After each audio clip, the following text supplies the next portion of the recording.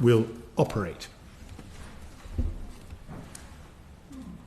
My Lords, I'm grateful to all noble lords who've spoken in this debate, and I hope in the interests of time they'll forgive me if I respond only to the comments made by my noble friend Lord Willetts, whom I must first congratulate on the masterpiece of oratory whereby he implicated our noble friend the Minister in his views such that it would appear almost churlish by the time the Minister came to respond that he should disagree in almost any matter at all with the noble lord, and I have much to learn from him in that regard. But I do wish to turn to one point made by the noble lord, my noble friend Lord Willetts, which has struck me with increasing force, because it builds on something said by the noble Baroness, Lady Faulkner of Margravine, earlier, and other noble lords, which is nothing is going to be changed by this bill. All change is going to be achieved by the Code of Conduct. That seems to be the message. In fact, it was almost explicitly the message given by my noble friend Lord Willetts.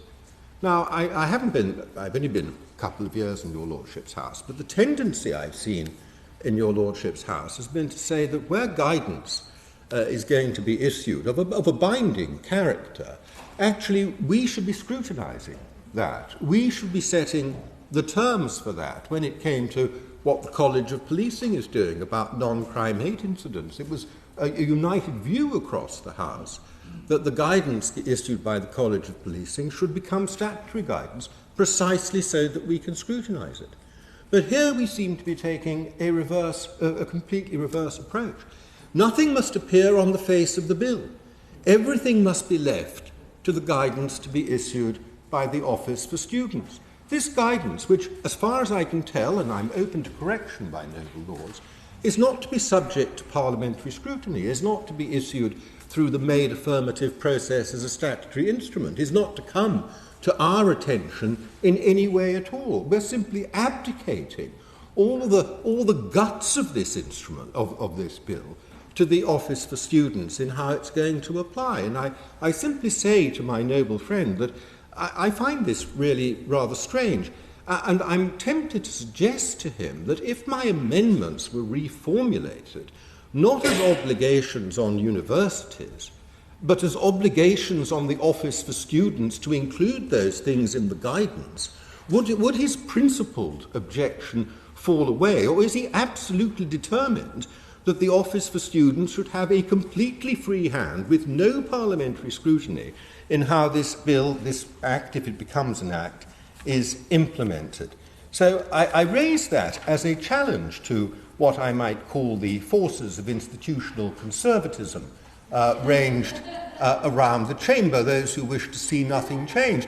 Are you really suggesting that change can only be achieved by abdicating our responsibilities to a relatively new public regulator? I beg congratulate the noble lord because he congratulated his noble friend and congratulated him in what became an absolute tour de force of a response himself. I have huge sympathy for his general proposition in this place that we allow too much not to be on the face of the statute book and delegate far too much to secondary legislation and even to guidance. And it's often something that we do when we're giving overly broad powers and when and we've made a bit of a mess of the legislation, but don't worry, it'll all be sorted out in guidance. However, I have to say, in fairness, and perhaps I am part of the forces I've become part of the new forces of conservatism, which must show you how far politics has moved to the right in this country, that I'm now considered a conservative.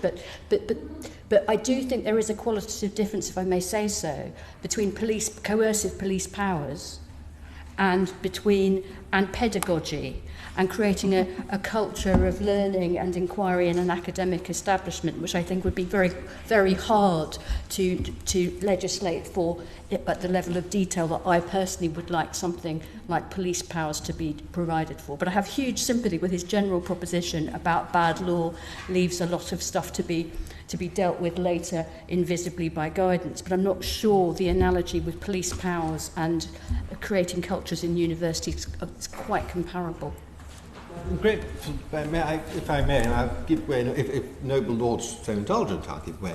But may I say, I am actually sinking in sympathy on the general principle in this committee. It is coming at me from every side. Nobody lacks sympathy with what I am saying, in general. It is only in the particular that they object to what might be put forward to practical effect. And without themselves, of course, I'm always open to the charge that I may have erred in drafting and I may have got the wrong approach and all of that, but without actually substituting any particular proposal for the ones that they particularly find objectionable. In my case, no, it is not a suitable parallel. I agree. Coercive police powers are not a suitable parallel with pedagogy. I picked it off the shelf. But they are perhaps a suitable parallel with somebody being driven out of their job because of particular views, because that too is a coercive act. And if they are not defended from being driven out of their job, and we're simply saying that will be dealt with by guidance, if we're not actually saying that on the face of the bill, then what are we actually doing? So I come now to my noble friend, the Minister, because I really must wrap up and we have to move on. We really must wrap up. But I think you're skewered. That's what I want to say. They are skewered because they now admit the need for change, but they want it done by somebody else. But I come to my friend, the Minister. I'm very grateful for the very careful... There is a difference between something that is appropriate as guidance, where right-minded people would think that guidance was appropriate, versus the Henry VIII clauses, where ministers are seeking to grant themselves sweeping powers over which there is no scrutiny. What we are saying here is not, let's grant Henry VIII power to a Secretary of State, but rather there are things that are in their appropriate places, and on this occasion, guidance is the appropriate place. Absolutely clear. Of course, there is a difference between guidance and Henry VIII powers. We are not in that field here. We are talking about what our contribution is as legislators and the fact that we're entrusting what we acknowledge to be tricky and difficult issues on which the public and on which leaders of universities would like to know our views. We are saying we're not going to agree on any of that. We're going to give it to a body where we have no say and where there is no supervision for us at all, and we will trust them. And frankly, I think it is a cop-out.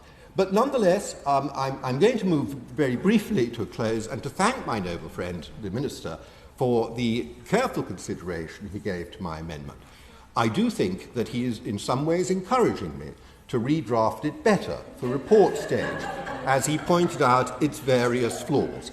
I do think that he somewhat failed the test, the acid test, I said to him, of how his clause as currently drafted would deal with the situation of Professor Kathleen Stock. The noble Lord Gravenger said, frankly, it didn't need to because existing provisions already do so, and it was simply a failure of the university to apply them. But if that is the Minister's view, then I think he should say so. But I'm grateful to him because he gave very careful consideration to the amendment, but with that, I will seek the permission of the committee to withdraw it. Will this amendment be withdrawn? The amendment is